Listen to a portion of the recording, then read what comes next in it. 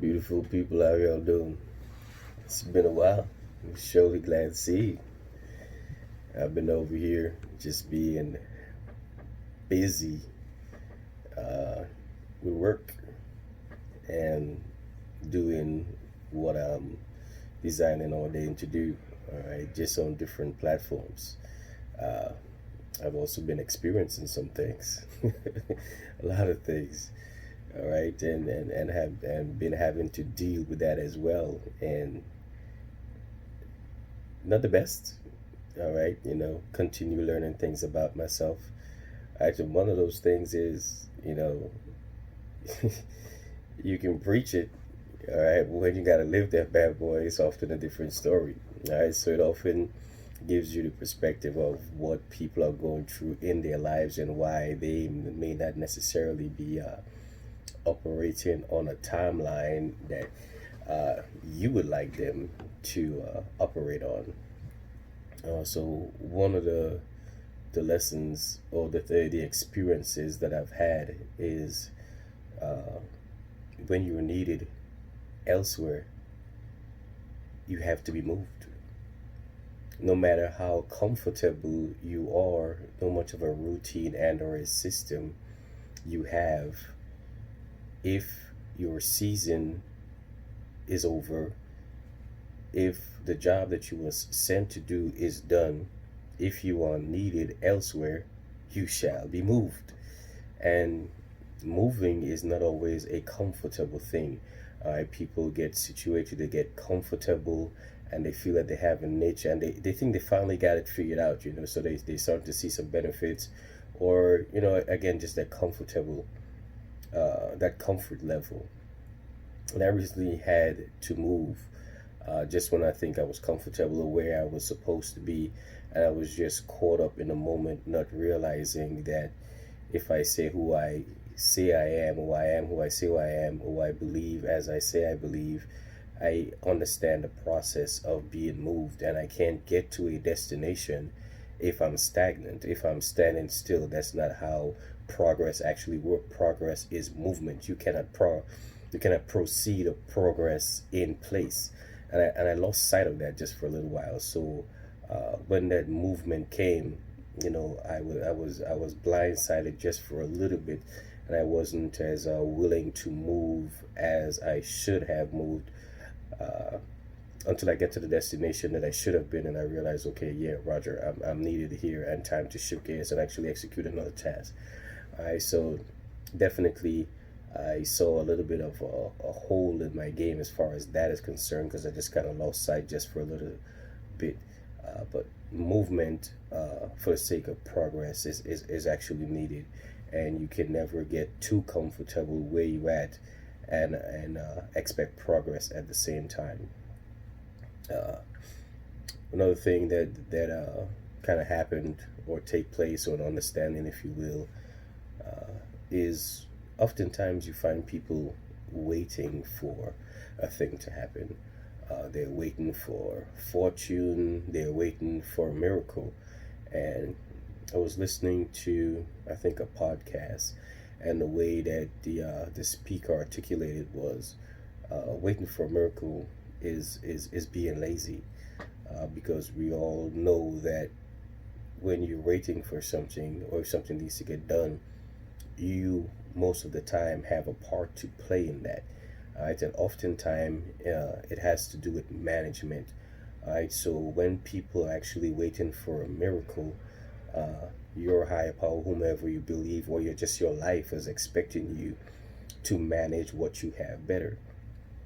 For example, often people is like, hey, I need a better job, but they don't manage their time well to acquire the skills needed to apply for a different job. I need more money. Well, you're not managing the money that you have well, so why should you be blessed with more money? Because being blessed comes with responsibility.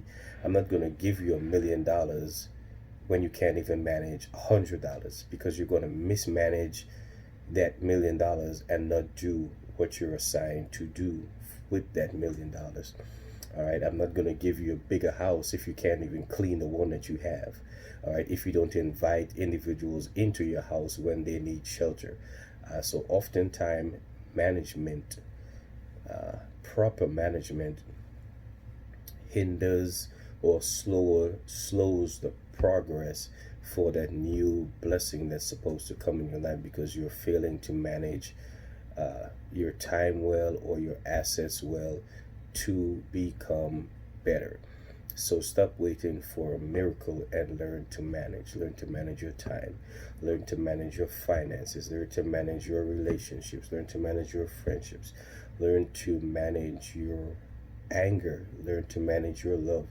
All right, all of these things have to be managed well for you to be afforded more. If you fail to learn how to manage those things, anything else you get in addition is considered to be a waste, because you're not going to use it appropriately. All right, so stop waiting for a miracle and learn to manage what you have. Unless you learn to manage what you have, the chances are you may not be getting more.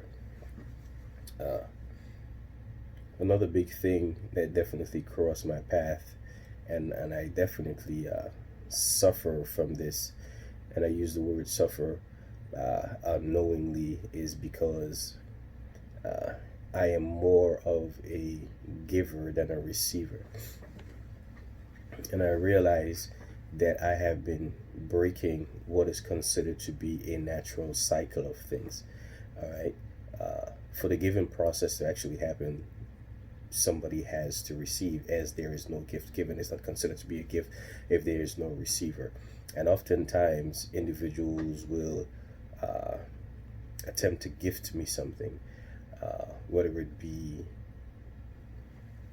monetary, whether it be material, whether it be advice, whether it be love.